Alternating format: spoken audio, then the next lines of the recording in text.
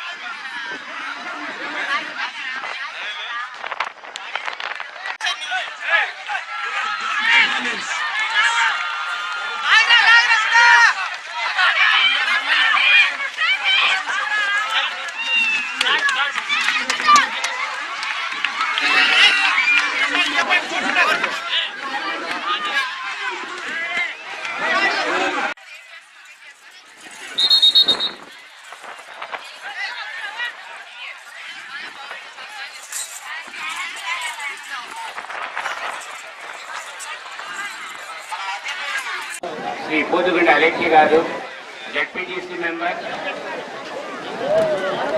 శ్రీ సోమయ్య గారు, పెంచలమ్మ గారు,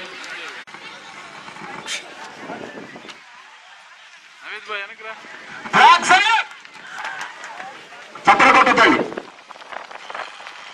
తరువాత మన జోనల్ ఫ్లాగ్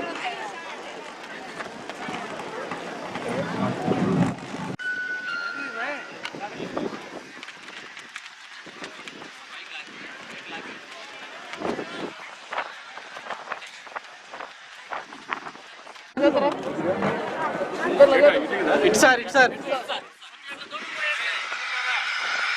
సార్ కొంచెం ముందు రాడు సార్.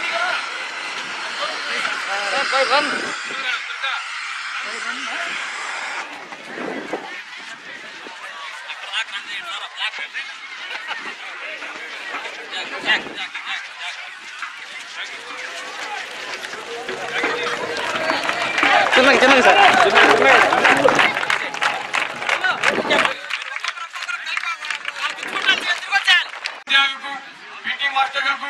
అదేవిధంగా ఆ స్కూల్స్ కి సంబంధించిన హెడ్ మాస్టర్లకు, మీడియా సోదరులకు, ఇక్కడికి విచ్చేసిన అతిథులకు, విద్యార్థులందరూ కూడా ప్రతి ఒక్కరికి పేరు పేరున ధన్యవాదాలు తెలుపుతూ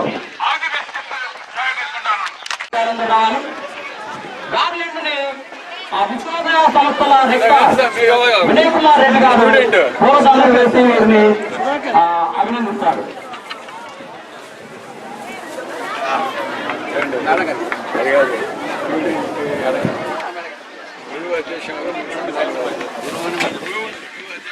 మన చైర్పర్సన్ గారు అలెక్య గారు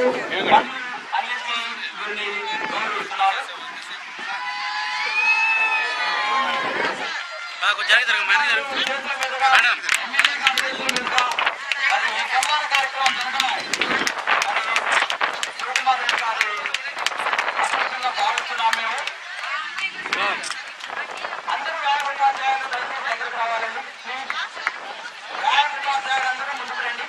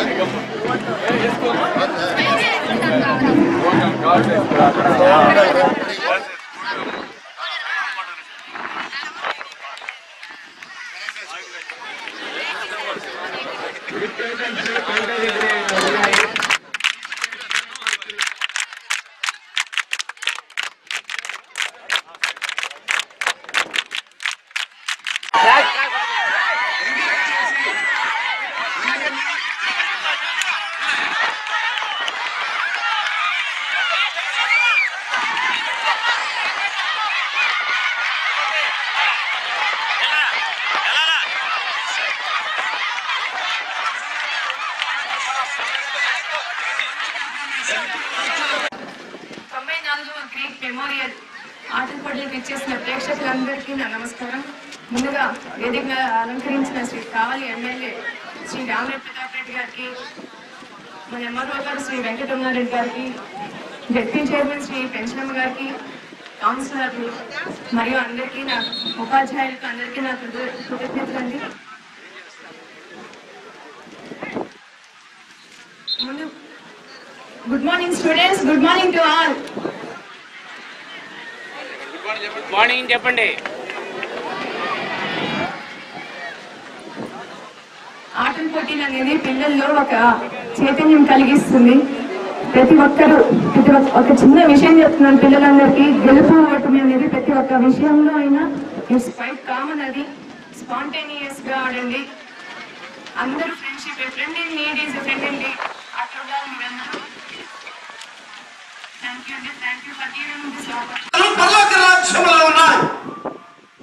నా తండ్రి ఇంత అనేక నివాసాలు ఉన్నాయి. చూస్తే కీర్తన గ్రంథంలోనికి వెళ్దాం. 90వ కీర్తన మొదటి వచనాన్ని ఒకసారి చదవండి.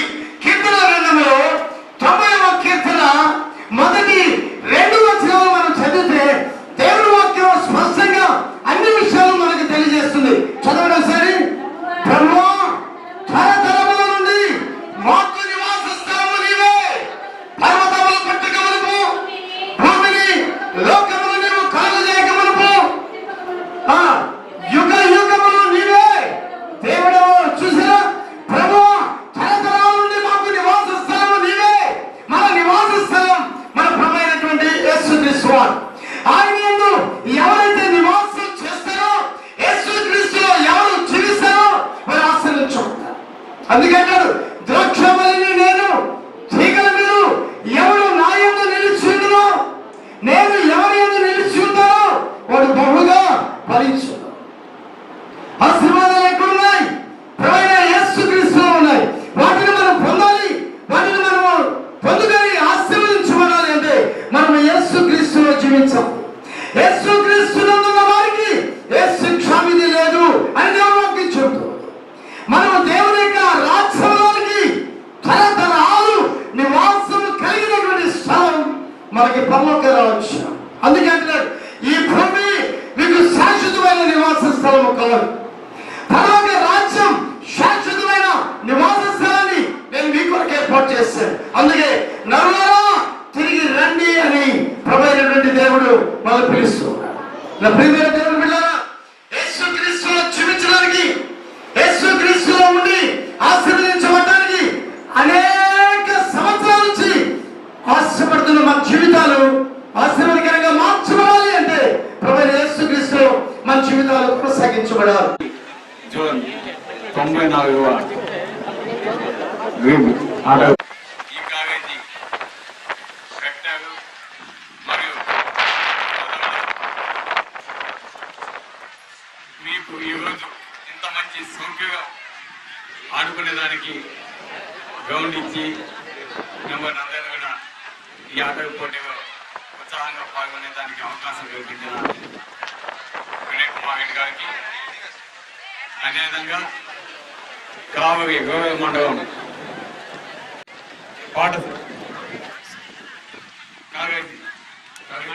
పాఠశాల హెడ్ మాస్టర్ గారికి మరియు ఉపాధ్యాయులకు, అదేవిధంగా కావలి జోన్లో ఉన్న అన్ని పాఠశాలల ఉపాధ్యాయులు మరియు పీటీలకు, ముఖ్యంగా ఈరోజు ఉత్సాహంగా ఈ పోటీలో పాల్గొంటున్న విద్యార్థులందరికీ కూడా నా ప్రత్యేక ధన్యవాదాలు తెలియజేస్తున్నాను. అదేవిధంగా మీడియా సోదరులకి ఇక్కడికి ఈరోజు నాకు ముఖ్యంగా చాలా సంతోషంగా ఉంది. ఈరోజు ఈ కార్యక్రమంలో ఇక్కడ పాల్గొన్నందుకు ఒక ప్రత్యేకత ఉంది.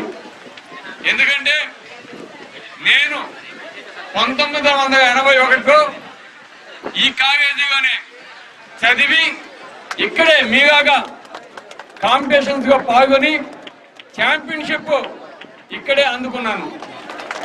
ఈరోజు అటువంటి నాకు ఈరోజు ఈ కాలేజీలో ఈ జోన్ కాంపిటీషన్స్ ప్రారంభించేదానికి అవకాశం వచ్చి మీ అందరితో ఈ కార్యక్రమంలో పాల్పంచుకున్నందుకు చాలా సంతోషంగా ఉంది. ముఖ్యంగా ఆటలు అనేవి ప్రతి ఒక్కరికి అవసరం. చదువు ఒక్కటే కాదు, చదువుతో పాటు ఆటల్లో కూడా మనం ఎప్పుడు కూడా ముందుండాలి. అప్పుడే మనమంతా కూడా ఉత్సాహంగా ఆటల్లో ఆడితే మానసిక ఉల్లాసము, శారీరక సాహిత్యము పెంపొందేదానికి ఒక మంచి అవకాశం ఉంటుంది. కాబట్టి ప్రతి ఒక్కరు కూడా ముఖ్యంగా కాలేజీ యాజమాన్యాలకైతేనేమి, పాఠశాల ఉపాధ్యాయులకు, మరియు హెడ్ మాస్టర్లకు, పీటీ మాస్టర్లకు అందరికీ ముఖ్యంగా చెప్పేది ఏంటంటే చదువుతో పాటు తప్పకుండా ప్రతి ఒక్కరు కూడా ఆటల్లో పాల్గొనే విధంగా చేయాలని కూడా ప్రతి ఒక్కరికి తెలియజేస్తున్నాను. ఈరోజు మనం చూస్తా ఉన్నాం పాఠశాలలో ఏ విధంగా విద్యార్థులకి వెతకించి ఎప్పుడు చదువు అని 24 hours వెతకి పెడుతున్నారు. అటువంటివి కాకుండా ప్రతి ఒక్క పాఠశాలలో కూడా ఆటల్లో కానీ, పాటల్లో కానీ, అదేవిధంగా సాంస్కృతిక కార్యక్రమాల్లో కానీ అన్నిట్లో కూడా విద్యార్థుల్ని చదువుతో పాటు తీర్చిదిద్దితే మంచి విద్యార్థులుగా తప్పకుండా వారు భవిష్యత్తులో మంచిది ఉన్నత స్థానాలకి పోతారు, బాగా చదువుకుంటారు, అన్ని పోటీలు కూడా ముందుంటాయని కూడా తెలియజేస్తున్నాను. ఈరోజు జయాపజయాలనే దైవాధీనం.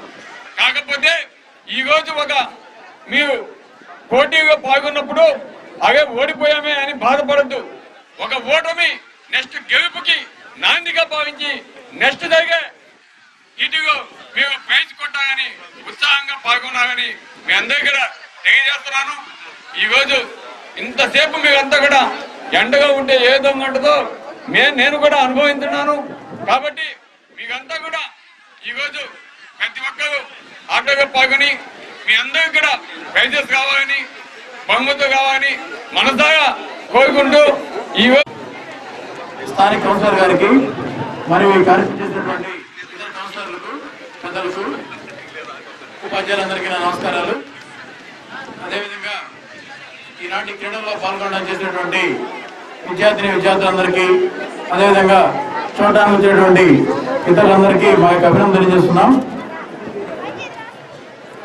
మీరు తరగతిలో నేర్చుకునే విద్య అనేది మీ యొక్క మానసిక వికాసానికి ఉపయోగపడితే, ఈ క్రీడలు అనేవి మీ యొక్క శారీరక వికాసానికి ఉపయోగపడతాయి.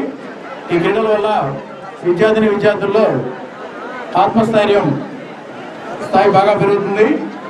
ఈ క్రీడల వల్ల గెలవడంతో పాటు ఓడిపోయినప్పుడు కుంగిపోకుండా ఉండడం కూడా ఈ క్రీడల వల్ల మనం నేర్చుకుంటాం. దీనివల్ల భవిష్యత్తులో ఆడుకోవడం ఎదురైనప్పటికీ గుండె నిబ్బరంగా ఉండడం కూడా ఈ క్రీడల వల్ల మనందరికీ అలవాటు పడుతుంది. ఇటువంటి ఎంతో ప్రాముఖ్యమైనటువంటి క్రీడలు నిర్వహించడం నిజంగా అభినందనదగ్గ విషయం.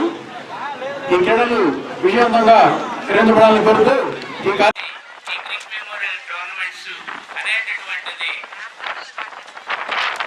ఈ సంవత్సరం 2014కి ముస్లిం ఉన్నత పాఠశాలకు కావలి చేయమని మన జిల్లా విద్యాశాఖ అధికారి గారు ప్రోత్సహించినందున ఈ యొక్క కార్యక్రమం నిర్వహించడం జరిగింది.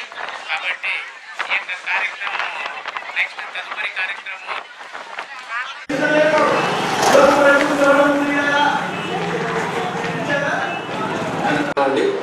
నాకు పరిచర్య బహు ఇష్టం. నేను తినమందులన్నీ శుభ్రం చేసి ఆరబెట్టి అనుకుంటూ ఉంటారు. నువ్వు పరిచర్య చేయకుండా నువ్వు దేవుని ఆశీర్వాదములకు పాత్రుడు కావని గుర్తించాలి. ఒక పాత్రుడు కాకపోతే దీవెనకరంగా నువ్వు జీవించలేవు. ప్రియులారా, ఇక్కడ చూస్తుంటే ఈ బాలిక ఏమండి వచ్చి పరిచర్య చేస్తూ మౌనముగా ఉన్నటువంటి యవనస్తురాలు కాదు ఈ అమ్మాయి. కుటుంబం యొక్క బాధ్యతను ఎరిగి ఇది నా కుటుంబము, మీరు ఎంతమంది సంఘముల గురించి ఇది నా సంఘము అని భావిస్తున్నా నాకు తెలియదు. కానీ నేనైతే ఇది నా సంఘము కాదు, ఇది దేవుని సంఘం. ఇది దీని వ్యవస్థాపకుడు ఎవరు? యేసు క్రీస్తుయే. ఆయన కట్టిన సంఘం ఎదురు మనం జీవించినంత కాలమే సంఘములో దేవుని మహిమపరచుటకు, దేవుని ఆరాధించుటకు చూపించినంత వరకే. నేను చనిపోయిన సంఘం అది వస్తుందా? రాదు ప్రియులారా. కాబట్టి ప్రతిదానికి కూడా వ్యవస్థాపకుడు క్రీస్తు ప్రభువే. సిరియా దేశంలో సువార్త ప్రకటించడం కొరకై ఈ క్రైస్తవ క్రమశిక్షణ బాలిక ఒక సందేశంగా మారిపోయి ప్రియులారా ఆ కుటుంబానికి ఆశీర్వాదకరంగా ఉంటూ ఆ అమ్మాయి అంటుంది, యజమానురాలు చూచింది, ఇంట్లో సంతోషం లేదు, ఆనందం లేదు. ఈ భోజనానికి ఈ నయమానం వస్తే అతనికి జేబుల మీద ఏమండి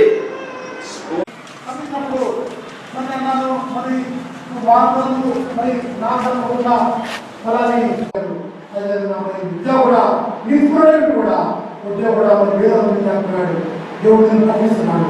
నువ్వు ఈశ్వరుడు ఉన్నావా, యథార్థంగా ఉన్నావా, నా ఆజ్ఞలో లేకుంటున్నావా, నీ చట్టాల్లో తీసుకున్నావా, నా మార్గంలో నడుస్తున్నావా, ఆ మమ్మల్ని పట్టుకుని తిరిగితే ఈ ఇరువురు వరకు ఎవరికి నా స్వార్థ పట్టించకుండా ఇచ్చిన ఆజ్ఞము సహజమైనపోయి వెళ్ళి ఎక్కడి పోతుంది పడుకోనుకుంటున్నావే, నా గురించి ఆలోచించలేదే.